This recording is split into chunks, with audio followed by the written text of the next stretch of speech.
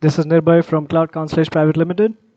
I would like to thank you all for joining our session and this webinar. Is data science for you? We'll be waiting for our friends and colleagues to join for next few minutes. I request your patience for the same. Thank you.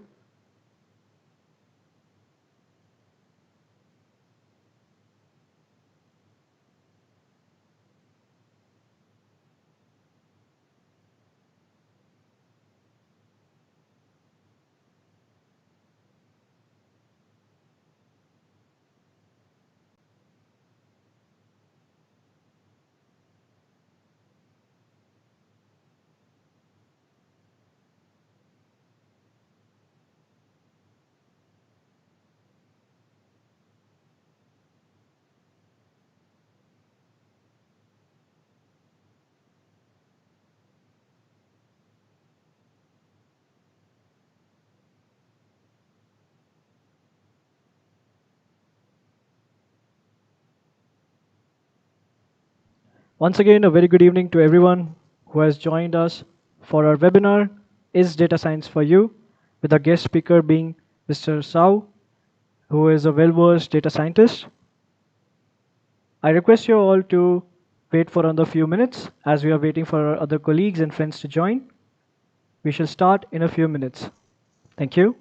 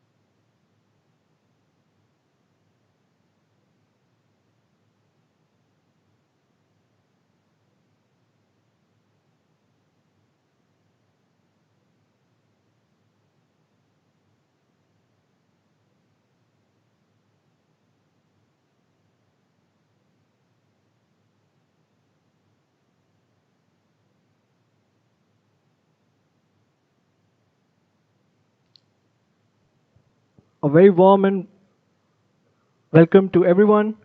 Very good evening. This is Nirbhay from Cloud Counselage Pvt. Thank you all for joining our webinar. That is Data Science for You? We'll be starting in just another 1 minute, so I request everyone to be ready. Thank you.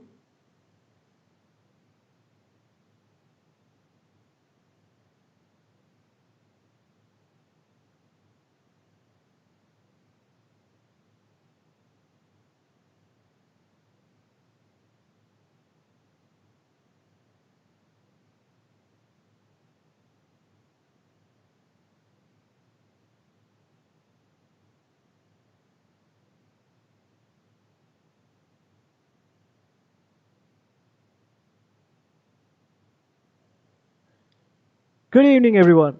This is Nirbhay Singh Pawar from Cloud Counselage Pvt. And I would like to extend a very warm welcome to everyone who has joined us for our webinar, Is Data Science for You? Today, we are going to have a lot of excitement, a lot of fun for you. We'll see some demos on data science and try to understand, well, is data science really for you? But before we deep dive into all of that, I would request all of you to pay attention to who are we and who are the organizers of this event. Well, we are Cloud Counselage, and we are an IT and management consulting, advisory, and career services company. We are based in Mumbai. We help companies formulate strategies to leverage the power of technology and to help them grow exponentially. As you can see that we have our resources very much from our network, which are spread across the globe. who help us deliver various kind of projects into IT and management. Well, this diverse workforce enables us to be in industries such as fintech, technology, FMCG, training and development, for that matter, even banking, infrastructure, and education. To emphasize on these industries, we have divided our business into four major verticals, them being services, products, programs, and cloud store. Overall, this helps us in building IT and management capabilities pan-India, and this helps us to deliver projects globally. This vision of Cloud Counselage was started back in 2015 when we registered ourselves in the Ministry of Corporate Affairs, and this was the inception of us. We started taking many consulting projects, especially from London, and we had a big FMCG for which we were doing complete digital transformation and change management. This project started back in 2018-19. Well, this was around the time when the founder of a company had also received a Star Alumni Award in his college, and he wanted to come back to India to receive it.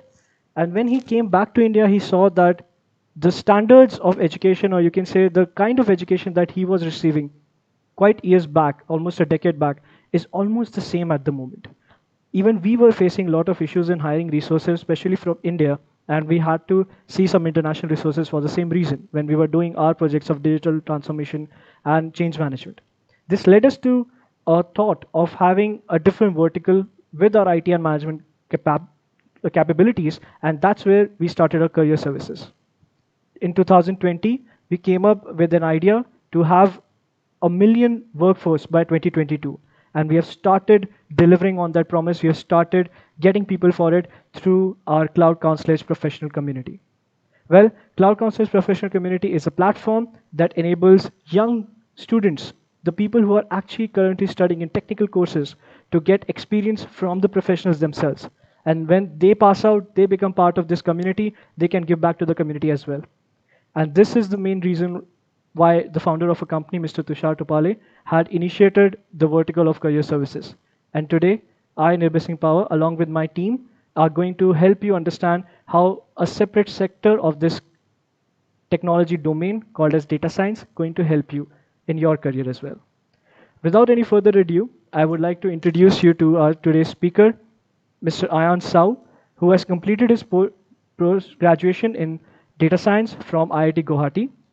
He's very much experienced as a system engineer and in implementing projects in machine learning and deep learning.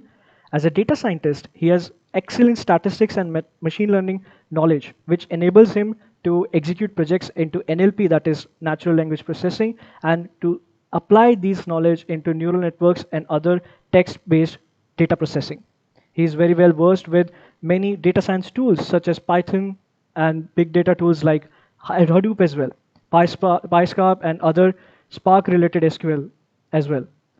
Well, this has also given him an opportunity to do his MicroMasters into MIT, which we are very happy to announce, and we are happy for Ayan as well on the same.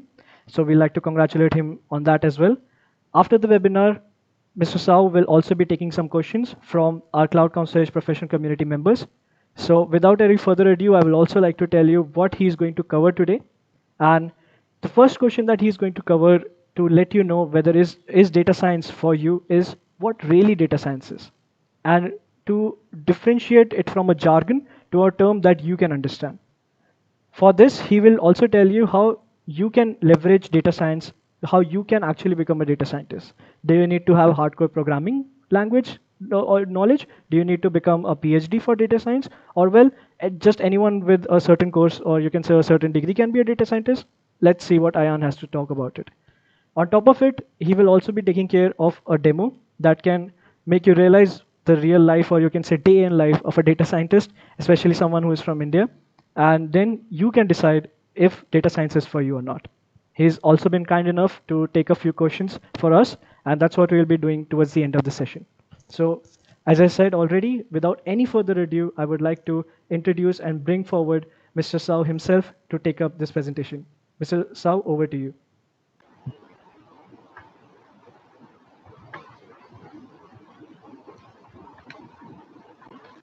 Hello everyone.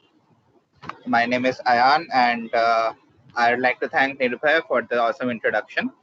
So I would like to start by saying that I am actually a graduate in mechanical engineering from SRM University. So I come from a completely non-coding background.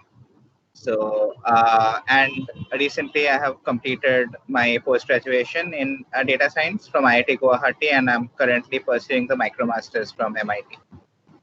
So today's question is data science for you. Now, let's begin with explaining what data science actually is. So, when we talk about data science, people start saying that you need to have proficiency in coding. So, that is something that always comes up. But to be very honest, proficiency in coding is something that comes at the very end. So initially, you don't really need that. What you do need is a basic level of understanding in mathematics. Your general aptitude, I would say, is very much important. And for this, I think you can be from any background to know these two things. So you do not really have to be from an IT background for this. So let's go ahead and let me explain you with an example what are the things that you require in mathematics. So two major components of mathematics that play a major role in data science are linear algebra and statistics. I'm a little bad with the spelling, so excuse me for that.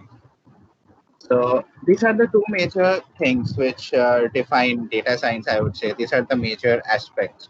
So instead of giving a long lecture and then going to the demo, I'll jump to the demo and I'll show you with an example how these play a role in data science.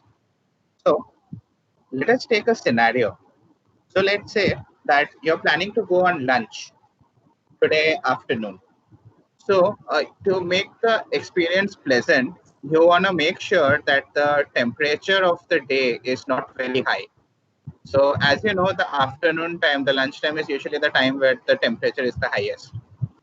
So you want to make sure that you have a pleasant temperature. So you want to determine that what is going to be the max temperature today. Now, even in general scenario, how would you usually do it? You would consider that, see, maybe yesterday it was sunny, so today also it would be sunny, or maybe yesterday it was pleasant, so today also it would be pleasant. So let us consider a situation where you're going to estimate today's temperature based on temperature yesterday and day before yesterday.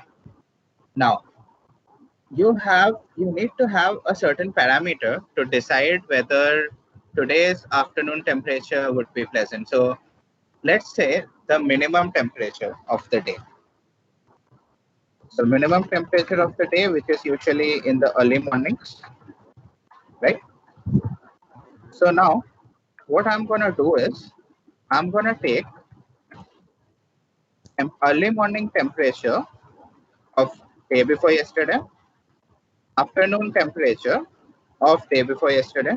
Those will be our two variables x1 and y1. And I'm going to take the early morning temperature of yesterday and the early morning temperature of afternoon temperature of yesterday. Sorry. So you have 2 points, x1, y1 and x2, y2. Day before yesterday's parameters and yesterday's parameters. And we have x3, that is today early morning temperature, that is the minimum temperature of the day. Now, in a general scenario, if I give you this data and I tell you that you need to find out today's max temperature, that is Y3. So our target is to find Y3. So how do you usually go about it? So what we do is we plot X, we consider an axis. So this is the Y axis and the X axis. So the Y axis is where you have the max temperature and X axis is where you have the minimum temperature. So this is X. Again, I would like to apologize for my handwriting on this. So this is X and this is your Y. Okay.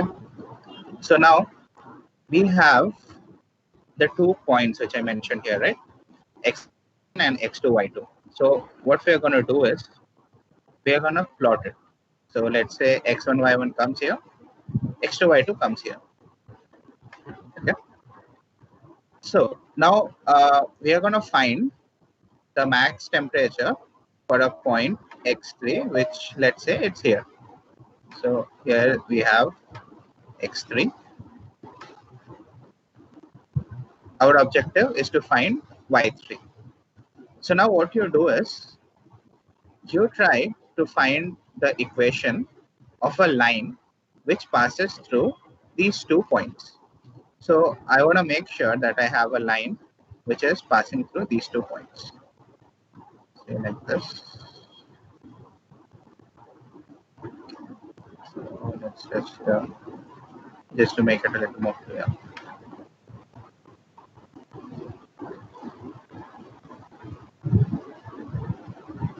So let's say the points are here.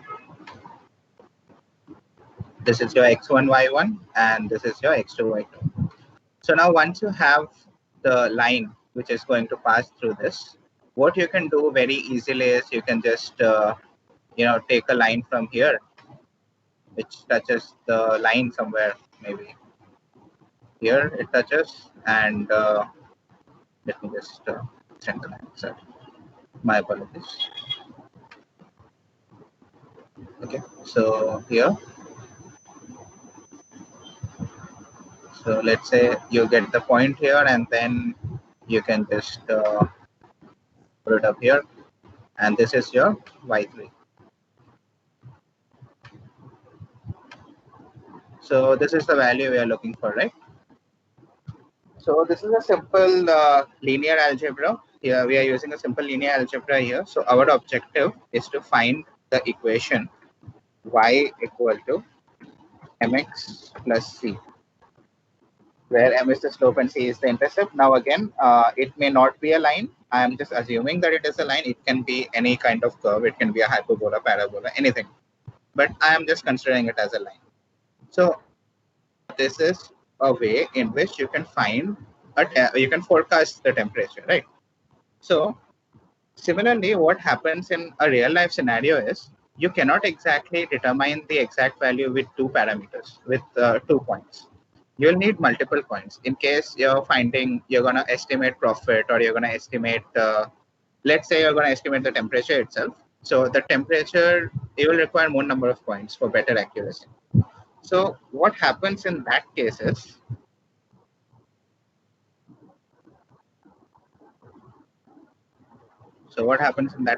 instead of 2 points, you're going to have multiple points. So say you're going to have points here, here, something like this. It would be a lot of points.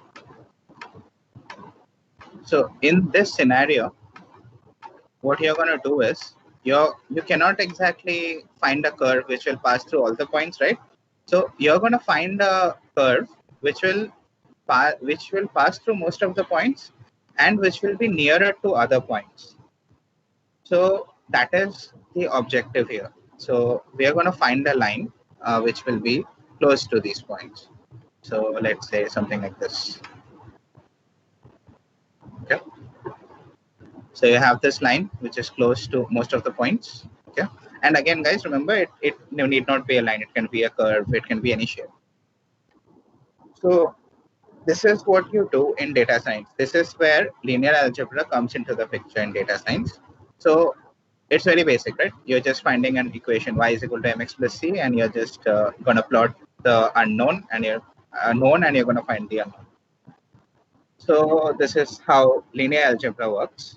Now, since we have dealt with linear algebra here, we'll go to statistics. So how does statistics help us out in this case? So let's say that you have predicted y3. So it's going to be y3. This is the one you have predicted, so I'm adding p here. So let's say this you predict as 38 degrees centigrade. But then you go out that day and you see the temperature. So it's not 38, let's say it becomes 40. So let's say actual value of y3, it becomes 40. So there is an error in this. There is an error of 2 degrees in your estimation. So that is termed as error. Error is given by y3 actual minus y3 predicted. Okay. So now this is the error point for 1 point. In case of data science, you're going to have a lot number of inputs. So you're going to find a bunch of values, right? So there will be more. So there will be y4 actual minus y4 predicted. So let's say in another case, let's say you use the same algorithm for the next day. In that, you predict y4 predicted as 36, but the actual value turns out to be 32. So here, the error that comes here is, this is the error 1. I'll call it as error 1. We'll go with the error 2. Error 2, which is going to be y4 actual minus y4 predicted. So if you observe, actual minus predicted here, so actual is greater than predicted, so here you get a positive value. But here, actual is less than predicted, so here you get a negative value. Now, the best way to find the overall error of the algorithm is to find a lot of these errors, E1, E2, E3, E4, and so on. And we need to add up the errors. Now, as you can see, this is going to give you a positive value of 2. And this one is going to give you a negative value, minus 2. Now, let's say you're calculating just 2 errors. So you calculate these 2 errors and you add them up. So the total error becomes 0. But that is not true, right? Because your algorithm is not error-free. It is giving errors.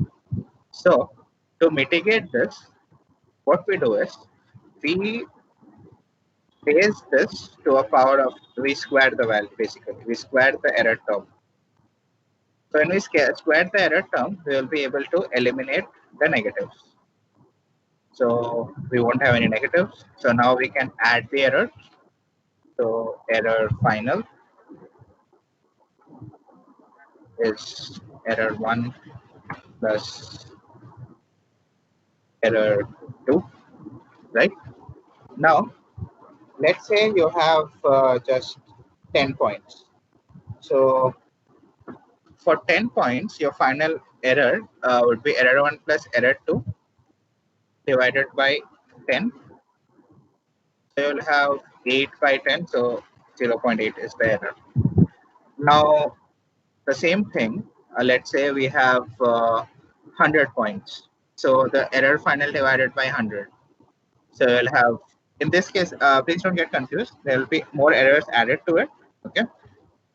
So it will be plus and so on. So let's say like that, the last one is error 10.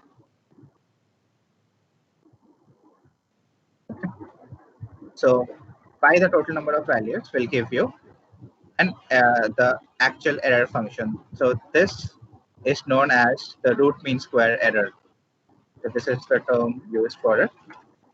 Don't have to worry about the terms actually. So just I'm telling this what it is called. Root mean square error, also known as the R-square value of the algorithm. So this is where statistics comes into the picture. So I hope that you guys understood the role of linear algebra and statistics. Now, as you saw, there was no role of coding in this, right? So till now, I have not done any coding, but I was able to explain you that what we are going to do for this. What is the solution of the statement? So this is a major aspect. You need to understand what you're going to do. You need to have the ability to solve problems. I would say that is the most important factor which is required for data science. You need to understand how to solve problems.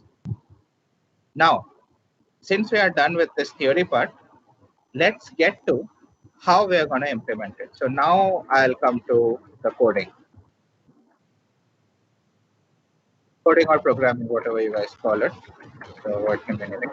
So I'll show you a very simple code which I have written for the same problem statement. So let me just go to this. Okay, I'm showing you guys the code, but please don't worry about it if you're new or if you're not able to understand. This can be done very easily. I'm telling you guys, coding is not difficult. No matter from what background you come, coding is not difficult. So, uh, so in this case, as I told you, we are loading a data set, the summary of weather data set. So as you can see, there are a lot of values in the data set, but we are concerned just with minimum and maximum temperature. So these are the two things which you are going to consider. So I have plotted the graph as I have shown below. The X is here and the Y is here, minimum temp and the maximum temp. Again, please don't think much about the code of this. It's quite simple. And this is something where we determine the outlier. So it's a little different for right now. Let's not talk about all that. So the y is equal to mx plus c code, which we are finding out which we are using to find out the line. That is done by this piece of code here, right here. These two lines. These two lines do it for us. That finds the equation y is equal to mx plus c. So it's called linear regression. This method is called linear regression. So from this, we have found out the intercept of the curve, and we have found the coefficient of the curve, which is the slope. So you have m and c values right here. So now what we're going to do is we are going to test the algorithm. So how do we test it? As I said, actual value and predicted values. We have found out here the actual and predicted value. As you can see, there is error everywhere. So none of it is very accurate. So this is the visualization showing that what is the actual and predicted value. So as you can see, some of the places, there is a lot of difference. So here also there is a lot of difference. So as I said, it's not perfect. And this is where we are fitting the line into the data like this, which I demonstrated there on the paint. And here are the error terms. The root mean square error, which I explained right now. So this is the root mean square error term. Now, there are also other matrices which I use to find the error. So you can learn them as you go ahead in the course. So that's a very simple demo. As I told you guys, it's a very simple demo. So what I want you guys to take from the demo is that you're not supposed to focus completely on the coding. You have to focus on learning how to solve the problem. So again, I would like to highlight, you do not need any IT background for it. You do not need any coding background for it. You can jump into it. So there won't be any issues, even if you're from a non-IT background. Now, I would also like to address about some courses. Many people ask that how are we going to start the journey for the data science thing. So you would see a lot of courses in the market which claim that take our course for 3 months, take our course for 2 months, and you will become a data scientist. I have even seen some companies saying that take our course for 15 days and you become a data scientist. So let me tell you, that is not possible. You cannot do something for 2 months and become a data scientist. Those courses, I would say, are good to learn what you're going to do. It can give you a rough idea. So I would put it this way. Maybe after doing those courses, you will know how to write this code. They will teach you how to write this code in those 2 months. I can assure you that. But this is not the end of data science. Now, as I said, we have used just 2 of the conditions, right? They've just used 1 parameter. Now we are going to consider more than 1 parameter. So the concept is going to be the same, but instead of a 2D graph, it's going to be a 3D, 4D, 5D, and you never know how many axes are going to come up. So instead of 1 axis, there will be more number of axes. So I'd say Maybe from here there will be third axis. We can draw only up to 3D here, so there will be more number of axes. There more complexities are going to come up. There are going to be more error terms that you have to learn. So in short, I would say it is not impossible. Is it a challenging course? Is it a difficult thing to learn? I would say it is a little difficult, but it's not impossible. And you have to put in a lot of effort to understand what you're doing. So understand the concept. And coming from a non-coding background to all the people who are completely new to coding, I would give you one piece of advice. Do not run after the coding language. Try to learn how to code. Try to build logic. You need to do things which is called the pseudocode. Pseudocode is the logic behind an algorithm. So you need to focus on the logic behind the algorithm, not the language. Also for data science, a lot of people say that they have the people who have some kind of coding background, they say that they have learned Java, so will it be okay? They have learned C Sharp, will it be okay? It will be okay with your existing coding knowledge. You can apply it. You can find the solutions, but some of the languages like Python, R, there is Julia, and there is Scala. These languages are exclusively built for data science, so they have some existing libraries which would help you out in this. So that is the reason why people say that you should try doing it on Python and things like that. Even if you know a particular coding language, it is actually good because you will assume that you know to code, you know to build logic. So that is important. And people from non-coding background, no need to worry at all. It's not rocket science. It's very simple to code. You just have to persevere. You just have to endure it. So that is all you have to do in this. So I guess I'm done with the explanation. So thank you all very much, and I would hand it back to Nirbhay for the next steps.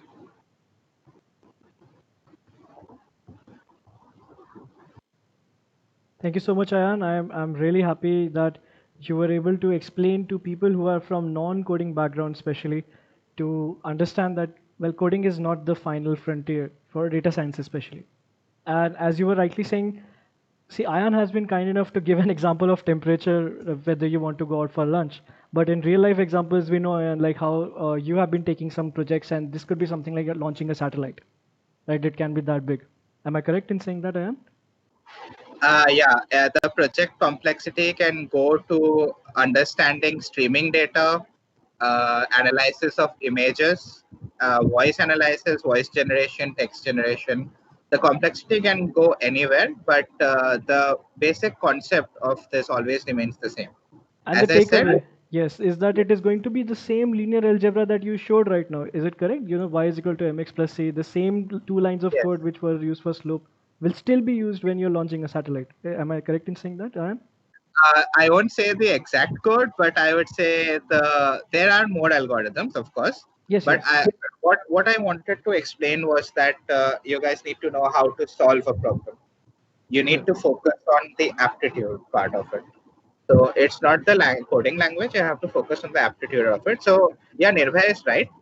We can use the same equation to do a lot of things. The same equation which I've showed you, the same two lines of code, can be used to find profits, can be used to find the price of shares after a month. So yeah, it can be done. I hope now people start trading as well. Yeah, exactly. Yeah, Awesome, awesome. And yeah. Ayan was also talking about the coding aptitude here. I think that will be the right word to use, Ayan, right? Not the coding Yes, language that you have to look yes. into. Not the coding language. You have to look into the coding aptitude. Awesome, awesome. And you would be very happy to know that all our Cloud Counselage professional community members are given this training to have coding aptitude, especially in their minds, and they learn this from the very basic because we have this professional community open to all technical students. So they could be from mechanical.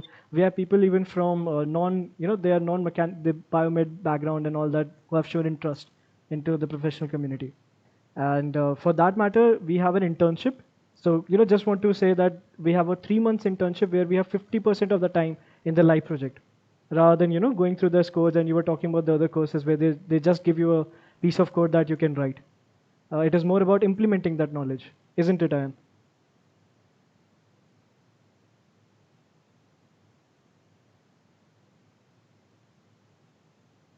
Ayan, if you're talking, maybe you're talking on mute.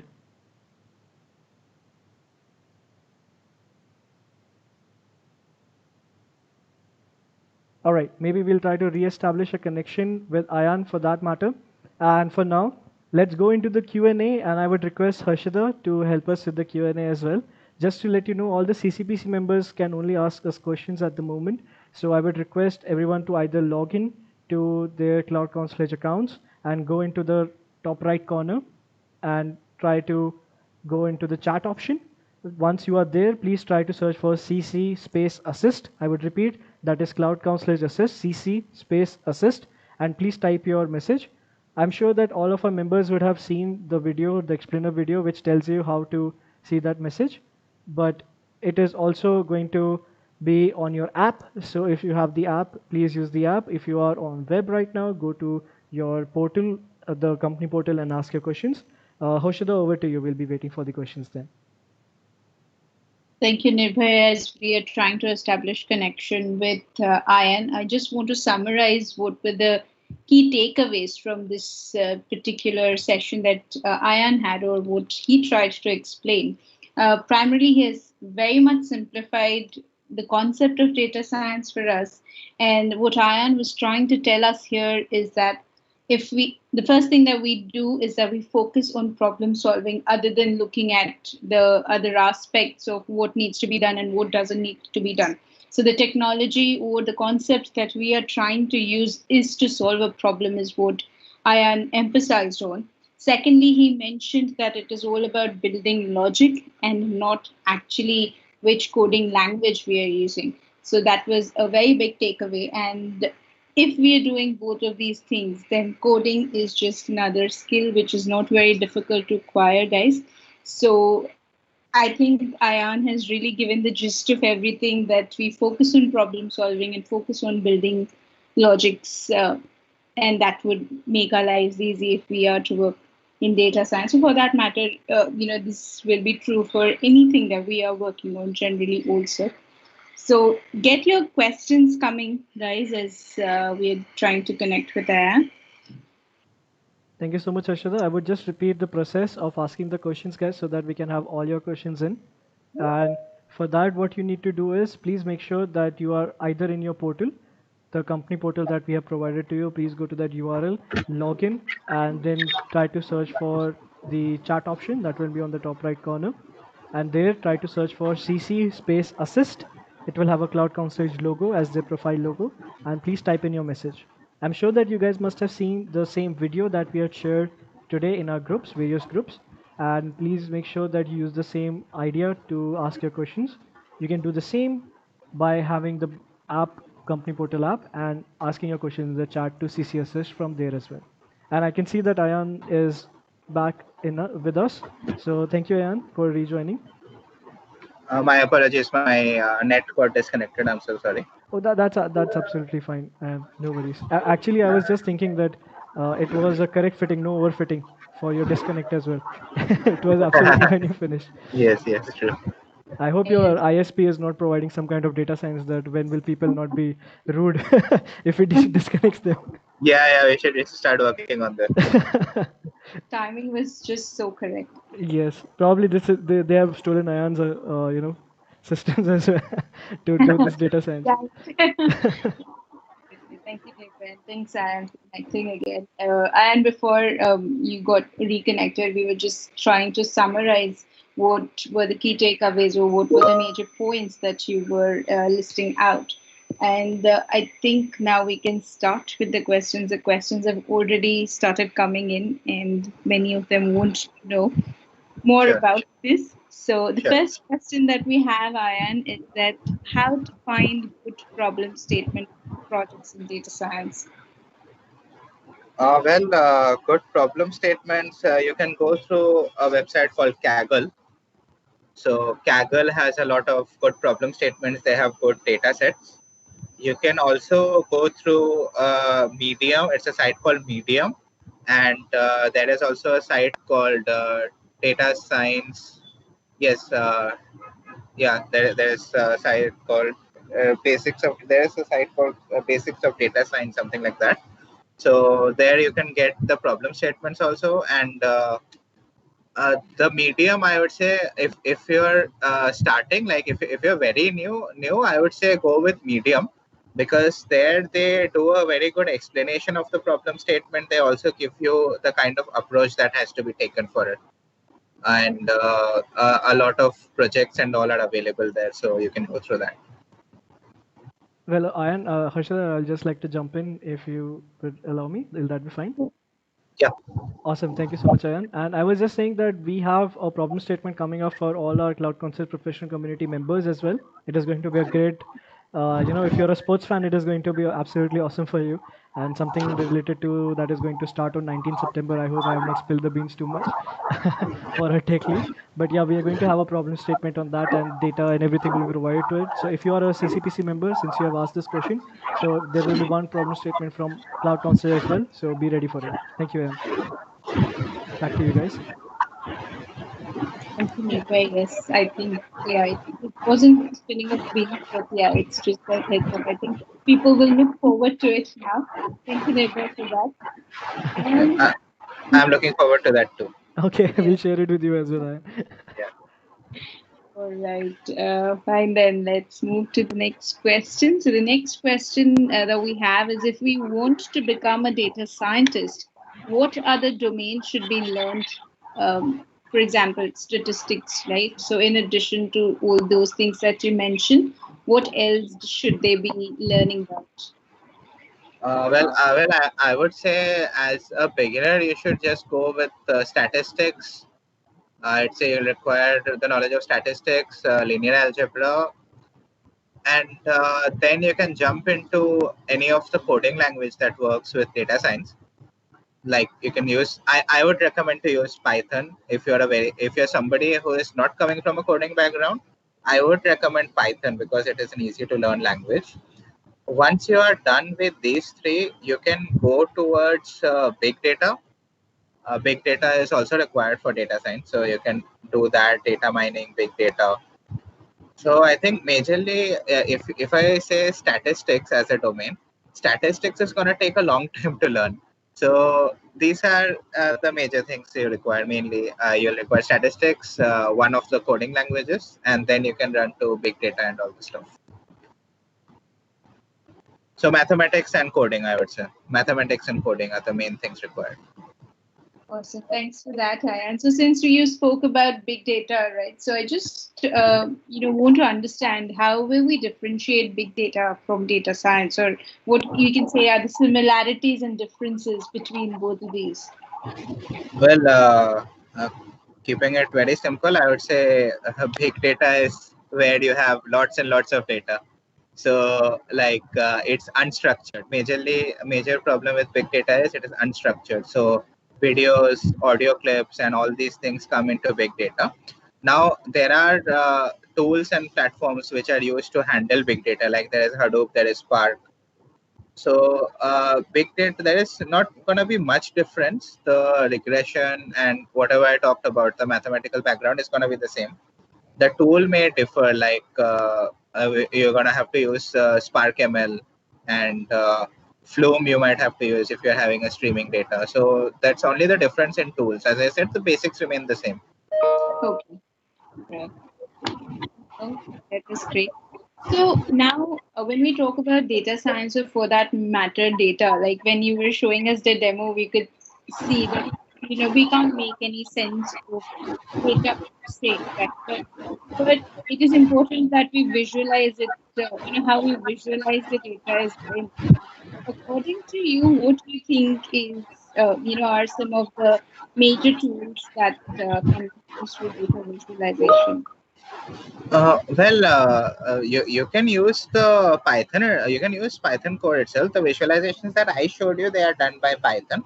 But if you want to go for advanced visualization, like if you want to do box plots, or if you want to handle a better visualization way, you can go for Tableau I would say Tableau. There is also Power BI. So these are major tools for BI, so you can use them. Initially, I would say you can just go with the matplotlib library in Python if you're doing it with Python, or you can try Tableau. As of now, these would be enough, Tableau and Python. Is that okay? Yes, yes. It sounds good to me. All right. Then the next question that we have, Ayan, is it's related to deep learning NLP. So, is deep learning NLP and machine learning part of data science? What we want to know. Sorry, deep learning? I didn't get that. Sorry. Deep learning, NLP, and machine learning, are they part of data science? Is what we want to know. Yes, they are part of data science. NLP stands for natural language processing. So the data in data science, you're basically going to deal with data. So data can be anything. It can be images as well. It can be videos as well. So yeah, NLP, deep learning is also a part of data science. I'll start with NLP. NLP is natural language processing. So let's say you have a data set where you're going to estimate whether the customer's comment is positive or negative. So in that case, you are obviously going to have text data, right? Right. So if you have text data, you'll need NLP. So that is also a prediction, right? Based on the what has been written, the algorithm has to estimate whether the review was positive or not. Now Yes. speaking of deep learning is something which would make your algorithm much better, I would say. Deep learning, the perceptron which is used in perceptrons used in deep learning, they can, like I demonstrated you a problem with a straight line, right? So I said that okay, the line is straight. Yes. So mathematically maybe is equal to it's equal to is y is equal to mx plus c, but maybe at certain point it is a non-linear relationship. You know, a particular relationship between two variables can be linear or non-linear. So deep learning can capture the non-linear relationship as well. So that is where deep learning comes into the picture. So yeah, these are also part of data science. All right. Yeah, thank you. That was really insightful. And then Ayan, they also want to know because yeah, we're talking about linear, non-linear, and all that. So they also want to know if there are any good resources for learning statistics. Statistics being a major part in data science. Are there any resources that they could refer to for learning statistics? Well, I would say the biggest resource you have is internet. So there is nothing in particular. What you can do is you can use YouTube videos for it. I would certainly recommend using YouTube for this initially. So as you go ahead, there will be some advanced courses as well. If you go to edX or something like that, you will get a lot of courses on statistics, on mathematical part of data science. So you can go through that. But initially at this level, if you're beginner, I would say just go with YouTube for now. You don't have to get into those complicated things. You don't really have to get into Gaussian curve and Gaussian equations right now. But for now, you can just go with the root mean square error terminology. So as I said, I have used the root mean square, right, in my demo. So there are more such parameters. There is F1 score, there is precision, recall, ROC curves. So these come into the higher level of statistics. So as of now, you can just go with YouTube and you can learn this root mean square error type problems. Awesome. Right. So guys, then YouTube is your go-to resource then to begin with. I think that should be very helpful for you guys to start with statistics at least. The next question that we have is the relationship between data science and data mining. How are they related? Are they similar? They required or for each other to exist, or whether there is some sort of a difference? How does that work? Okay, so data mining is basically the technology where you're handling the data.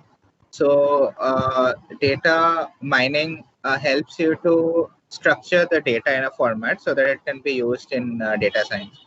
So for example, if you know there are two types of data, OLAP and OLTP. So OLTP is the transaction data, which is the running data. So in data science, we prefer not to use OLTP we prefer to use OLAP, which is the existing data which is present in the data warehouse, which is not being touched. So usually we prefer that data. We can use the OLTP data also. In data mining, what happens is you take the OLAP data and you structure it accordingly. Like for example, if I am planning to write an algorithm to determine if a person is going to get admission into the college, I would have data from different colleges, right? So different colleges will have different requirements.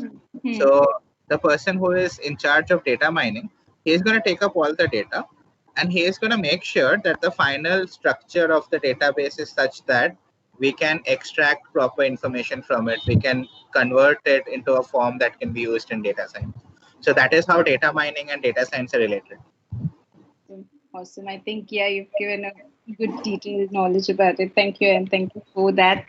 The next question which we have then is, what should be done to increase coding aptitude and for increasing the logic building ability that you just spoke about? I would say a lot of practice, lots and lots of practice. So you can go to the site called HackerRank. So I think HackerRank is already very popular.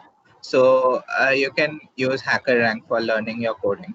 As I said, initially you just need to build the aptitude for coding. So don't get scared. You don't jump into complex questions. Start with a simple question. A simple question can be like write a code such that if the value of status is yes, then print status accepted, and if it is no, then print status declined. So this is a simple if-else equation. So this is a simple form of code. So you start with a simple code, very simple coding. You can use HackerRank for it. I would say HackerRank is the right one for this. Is that good? Yes, absolutely. And I think, Nirbhay, we do suggest our interns also that, right? I believe. Oh yes, absolutely. And many of our interns are currently having a gold badge in Python, R, SQL, and now in statistics also. Ian. That's actually good. Even I do not have a gold patch in That's just because you don't have time. Come on, don't be humble on that. He's being too modest Yes, he in that. is. You see, you don't have to be a very you don't have to be a very high level coder. You're not going for a coding competition. In case of data science, you're not going for a coding competition, so you don't have to be a very high level coder. You will become a high level coder with time. It does not happen in one day. I'll say it does not happen in 1 year also. You will have to gain experience from what you're doing, from the projects that you do. So that is how you get good in coding. And that brings me to a very good question that there are various hackathons for Kaggle and data science or with respect to data science, and companies like Netflix had, I think companies like Netflix had started a data science hacker rank on or is what it was on Kaggle, I'm not sure, and the winner got a $1 million or $10 million, but that solution was not implemented. So what would you suggest to such situations where people are working on, because there are hackathons which guarantee you a job, and if you prepare for hacker rank, the hacking competitions or hackathons, you don't implement that in a job. So where is the correlation here, or which is the perfect line? How much should you prepare for hacking competitions, these hackathons, and how much should you prepare for the job, actual job? Oh, well, see, if you're preparing for hackathons, see, I'd say first of all, when this term comes up like hackathon, people think that yeah, I have to be extremely good at coding. So I'd say even in hackathons, they actually test how well you're able to solve a problem. So the hackathons that I have been in, I have seen that they are not exactly asking you something which will require a high level coding. They're asking you something which will require you to think how to solve a problem. So that's what I've been trying to say, that when you're preparing for a job or for a hackathon, you need to practice so that you can solve a problem. Once you solve a problem, I'll be very honest with you, the codes will be available on Google. If you Google, you will get the code. But you should know how to Got it. compile it. You should know how to connect the dots to solve the equation. So I'd say if you're preparing like that, you can do both hackathon and you can appear for job interviews. So Thank that you is so what much, Aaron.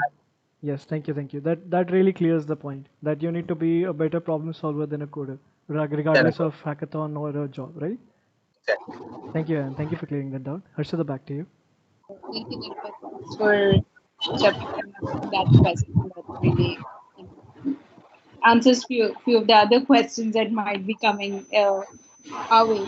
But yeah, I think what Ayan also emphasized on is that practicing is the key here, and also being patient, having that patience, because it would not be that you become an expert. I think everyone knows about this fact that to become an expert, you need 10,000 hours of practice, right? That's like the basic thing, but again, it will vary from people to people. And then being patient is also something which is very important, because again, it's an old saying, right? Rome was not built in one day. So I think these all things that Ayan is talking about is from all his experience that he has gathered, and from the projects he has worked on, and all the knowledge that he has gathered. So guys, this is really insightful things, and we don't have to go through the same cycle or reinvent the wheel. We're getting it right from the horse's mouth. So thank you, Ayan, for that. We have few more questions that are with us. So there are, as you mentioned, there are quite a few courses which are available in the market currently. And one of the courses that every training provider talks about is the Masters in Data Science. So how worth do you think is such kind of course? Sorry, how? How worth is it to get into such courses, and How for hard it? How hard it is? how hard? No, it is how much worth it is for the time and the money that is being spent on such courses by an individual.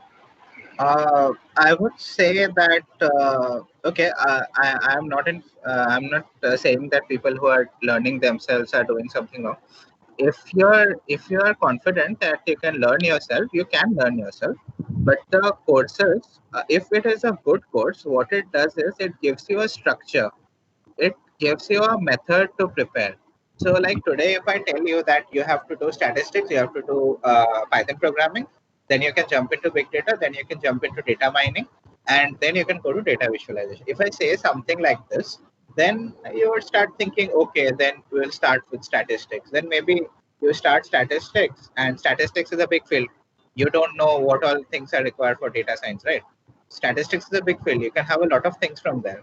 Mm-hmm. So you would spend a lot of time learning things that may not be required for your field. And at the same time, you may also end up finishing up statistics fast because you will think, okay, this is not required, that is not required, but maybe that is actually required. So, for example, if you consider the hypothesis testing, like if somebody out of the community says that, okay, hypothesis testing was not mentioned, so I don't have to do it, you don't do it, but that is actually required. So, if you take a course, what happens is they guide you saying that this is how much of this subject you have to learn. It gives you a timeline. You can also get a timeline for it. So you can have a goal that maybe I should learn this much in next 1 month. So the course help you in that way. Rest is all your effort. So if you can do it, if you can make a schedule and if you can do it without the help of those professions, it's good. It's not wrong. But if you wanted to go in a structured manner, you can take a course. That's what I would say. So basically, it's just about saving time and effort. Taking a course is more about saving time and effort, but you have to take the right course and you have to judge yourself. You can't just take a 15 days course and say that, yeah, after 15 days I become a data scientist. That doesn't happen. That is a false claim. Trust me, that is a false claim. People who say that take our course in 15 hours, in 50, I have seen courses which say 25 hours. They say in 25 hours you become a data scientist. So that is not possible. So you have to take the right course. That's what I would say. Absolutely, I think he's absolutely. talking about the learning parts, Harshada here. So Yes. Yes, if you have an internship, if you have a program that has learning parts, then it is much better than having just 24 hours of course or a boot camp thing like exactly. that. Thank you, Exactly. Anne. Harshada, I I guess would just like to mention there. I'm so sorry to interrupt, but that we have crossed the 5 o'clock mark. We should only answer the questions that we can now. We already have. any further questions will be in the forum for our Right. members to answer. So CC Assist can take a note of it. Thank you. I was about to ask you how good we were on time. So I think, yeah, Nita, I think we can take further then and we can answer the questions in CCC, by the CCC. I'll hand it over to you. I just thank Ayan before that. Thanks for clearing all our doubts and answering all our questions of all our CCPC members. I am sure they have got a better idea of things. So thank you very much from my side. Nirbhay, over to you. Thank you so much, Ashita. There's just one thing that Ayan, I would personally also would like to ask you, which is the biggest problem or biggest data set that you have worked on, and how did you improve the F1 score of it or RMS score of it, or whatever made you feel that, okay, this was a challenge, a real life challenge, and you aced it. So maybe you can share a case study with our CCPC members who will be our future interns as well. They will be really appreciating that. Yeah, sure. I would say that okay, since you're okay, Interns I point of view. yeah, yeah. Yes. It's a little intense. It's a good question, but as of now I cannot remember the largest data set. But I would say complexity. The most complex one that I faced was topic modeling. So topic modeling is where you're given a text and your algorithm has to go through the text and it has to tell you what are the topics that are being covered in the text. So that is a project that I have done. So it is done using topic modeling. I have used deep learning for it. So yeah, it is done using neural networks. So I think that was a little challenging because there you have to keep trying, adding layers, adding perceptrons, and you have to find out which one is coming in properly. So that is one complex project. Speaking of a large project, I would say there is a project on 311 complaints. So it's like the municipal corporation receives a lot of complaints, right? So that Mhm. is a large data set. So there you would see that there are a lot of complaints. So there you have to find out what is the major complaint type, from where is the complaint coming. Then you have to predict that if we put our resources in a particular sector, how well are we able to mitigate the problem of the area. So Mhm. that is something good. I think that is something challenging. Awesome, awesome. Thank you so much. Thank you so much, Ayan, for taking up this question and answers. It was Yeah, a pleasure having you. Thank you so much, Harshada, as well, and for taking all the questions and presenting it to Ayan. From the bottom of our heart, for everyone at Cloud Counselage, the CCPC member, and our team, we would like to thank you, Mr. Sau, for taking out this really valuable time and helping us with the answers to the biggest question that is data science for you. Thank you, Ayan, once again. yeah, most welcome. And we bring these kind of webinars, seminars every month. I would again, once again, welcome all of you who have joined today and in future as well. That the page you are on will have these updates, so you can always visit this page and come again. And you can be part of Cloud Concepts professional community, and you can ask, and you will be accessed to such kind of professionals like Ayan himself, who can answer you what really happens in his particular domain, because the Cloud Concept professional community itself, as we said from our founder's vision, is made for students, or you can say how our Cloud Council interns do it is by having a corporate and industry exposure, using the systems like you have done now, going through an internship program which has a well-versed learning path and enables you to get into that kind of system where you can become a data scientist, not just 24 hours, 25 hours videos that Ayan was talking about. It gives you access to different kind of resources which are free to you, or you can say complimentary to you with the membership. And also then it helps you with the off-campus placements with the updates. And on top of it, these kind of monthly webinars, seminars will be provided to all our members. And this could be something like maybe building your profile, building your CV, and now building even your domain in terms of data science. And we'll also have the industry visits from the colleges that we signed the MOU. And if you are a CCPC member, you will have the opportunity as well. And in future, for high performing interns, we'll have a job opportunity as well. So I would suggest that everyone just goes through the CCPC yearly schedule, especially if you're a CCPC member. Remember when you're going to get what? Already the membership has started. If you are already on the CCPC page, you can just scroll down and go to become a member button and become a member of Cloud Concept Professional Community. And we will bring to you all such resources, and we will bring to you the expertise of Mr. Ayan Sao, someone similar to Mr. Ayan Sao on different technologies as well. Just to summarize, Ayan, that how or what you had told. So we can say that coding aptitude is the primary thing, not the coding language, and you can say that spend more time in solving problems rather than coding. Right, 50% of the time in our internships also go in doing the live projects. So it's not really about coding, but actually solving the problem. For visualization, Power BI and Tableau, if I'm pronouncing it right, Tableau. Yeah, Yeah, it's Tableau. Tableau is the right Yeah. thing, and even Python can be used for visualizing. And it's very good to have a differentiation between deep learning, data science, and big data, where deep learning being for curves which are not fit in the 2D domain, or they're not simple. They are very much complex problems. The data set is far from each other, and then we use data deep learning. And if you have big data, you basically have a bigger data, bigger different tools. But the baseline for all of this is again data science, and then your best friend for any problem is going to be internet. And I also like to have this phrase I call as Google it. So if you have a problem, you Google it, right? You try to solve it. Things like RMS, things like F1 score, other resources for statistics are just a search away for you. So that is your Google it is your best friend if you want to learn. You also talked about the difference between OLTP and OLAP, where we were talking about how transactional data and existing data in OLAP is actually preferred more in data science. So people who have joined us for this session, please use that as your information. You need to practice more is what Ayan has been saying the most. I think if we do data science on this webinar, Ayan, later on maybe we can have this as a problem statement. Maybe practice will be the most frequent word used and Yeah, problem actually. solving. Yeah.